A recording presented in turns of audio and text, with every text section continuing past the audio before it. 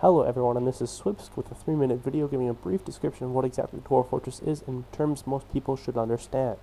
Set in a high fantasy world alongside dwarves, elves, humans, goblins, dragons, and many more fantasy-type creatures, Dwarf Fortress sets pace as a highly difficult, detailed, enthralling, and rewarding game.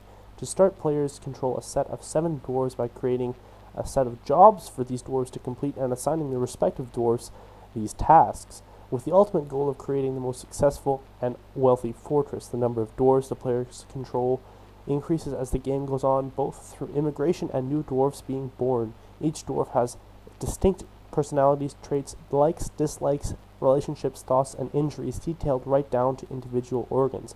The game itself is played on a 2D cross-section of a 3D procedurally generated world represented by ASCII characters or user-created tile sets. The world is also described with text excerpts of dwarven lives, artwork, and details. The player uses a symbol, cursor, and keyboard commands to control their view and designate tasks. With a powerful physics engine, players can create waterfalls, collapse sections of buildings onto enemy forces, and divert magma flows to use as weapons or heat sources.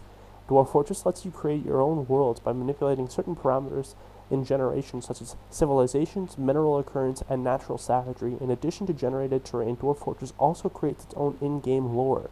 During world generation, Dwarf Fortress creates wars between vast civilizations. It documents the rise and fall of powerful necromancers and archives the history of the world. All of these are reflected in your in-game play when your dwarves on their own volition will create artifacts and other works of art depicting these events. Sustaining the player's fortress becomes increasingly challenging as time goes on.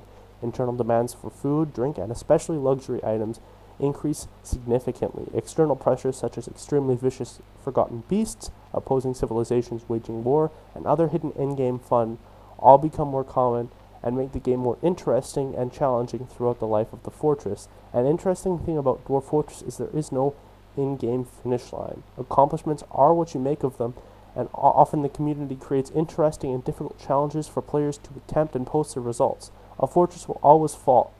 Even a successful and stable fortress can fall to benign things, like being unable to produce enough soap, or a stark raving mad tyrant installing themselves leader and making unreasonable demands can ultimately cause the fortress to crumble. Dwarf Fortress was originally developed by Tarn Adams and his brother Zach Adams.